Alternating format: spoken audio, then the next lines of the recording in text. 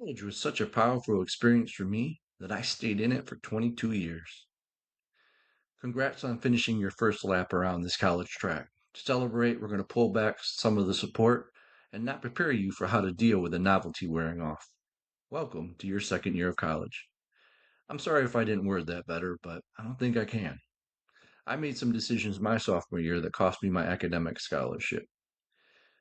Here's the hindsight. I lost it because I was infatuated with the social element I was gaining. All those friends I made that back half of my freshman year, I wanted to keep them. They were providing me with something I never felt before.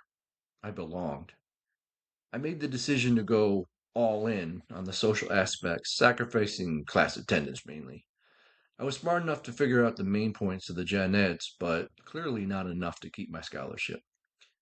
The sticky points of college, the student engagement and involvement that enamored me into a 22-year student affairs career was almost my downfall. You would have thought I majored in the Asian Student Association my sophomore year. That's where I spent all of my time. As humans, becoming fixated on something happens if it brings you joy or satisfaction. I mean, why not overindulge, right? Listen, I wasn't fixated on anything but being social.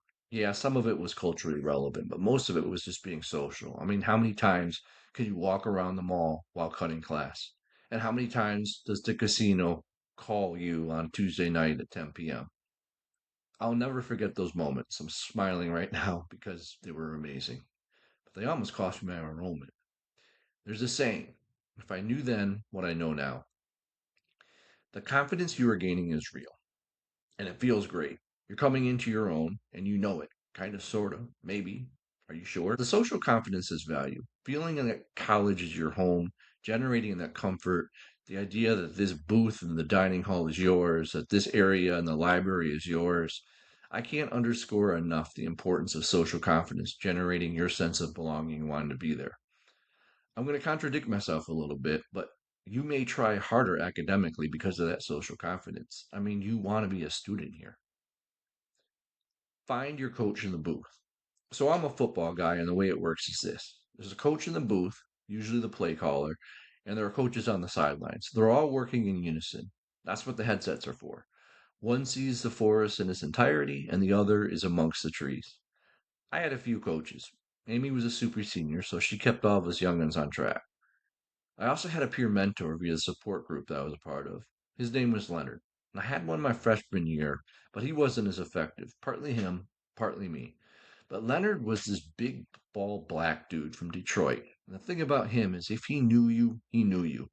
I remember once I saw my mentor from my freshman year. I saw him in the mall. I walked up to him to say hi, and he acted like he didn't know me. He was with his friends. Fast forward ahead, I see Leonard in the mall. But Leonard acted like we were boys from way back. So friendly. That stayed with me. He introduced me to his friends who he's with. It was a quick what's up, but I felt seen. He told me to stop by the office on Monday and we could catch up. You know I did. Now, Leonard wasn't too happy when he found out I lost my scholarship. He said he was disappointed.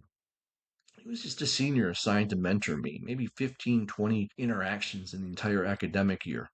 But I felt bad disappointing him. Well, he was one of the shots in the arm I needed to find a better balance. Your coach can be a junior or a senior. They're great because they're in the muck with you.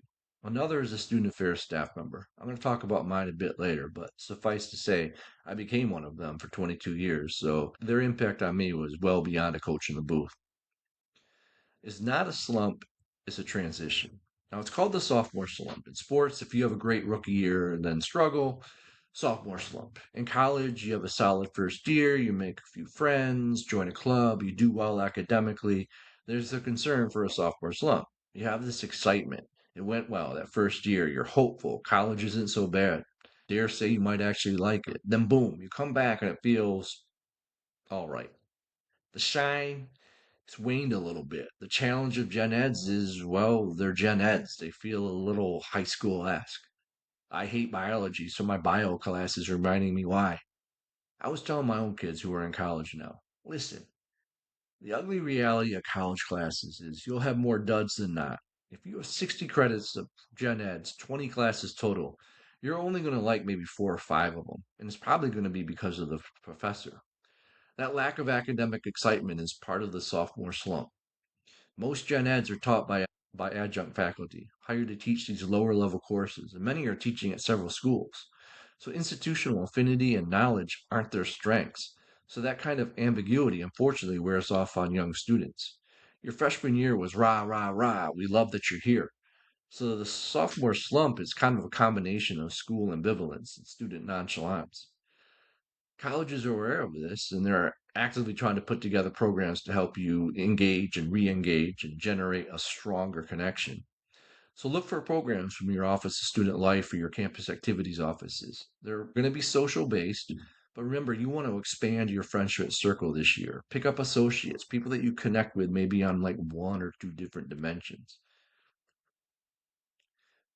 Middle leg of a road trip. Middle leg of a road trip, you're trying to make good time and just stay on the road. That's the point. Probably not the most scenic. The endorphins of starting the journey, they've worn off. Now, listen, the bells and whistles of the start of a road trip and the bells and whistles of driving into your destination, those are genuine. But the heart of the journey exists in the middle. It's where focus is challenged. You want to pull into every rest stop, but that will extend your drive time. So you resist the urge. That's where you're at right now. Your focus is being challenged. You've come too far to stop or turn around. You're in the middle. One of my professors told me when I was approaching a long research paper, she said to think small, take small, chewable bites. Don't do the dangling carrot that metaphorically you're always chasing. Set the carrot down 5 weeks away. Identify some small, achievable goals. Make one social, the other academic. Now, the academic, don't make it get an A plus in every class. There are no 5 week classes. So, a good social goal is to reestablish a social connection from your first year. If you saw my first video for freshmen outlining 5 tips, you'll know that I had an Amy and a T. I met them during spring semester my freshman year, and sophomore year I focused on just strengthening those connections. A good academic goal is to decode your syllabi. Symbolically, or better yet, actually, place them all in front of you. List key assignments and due dates on post-it notes.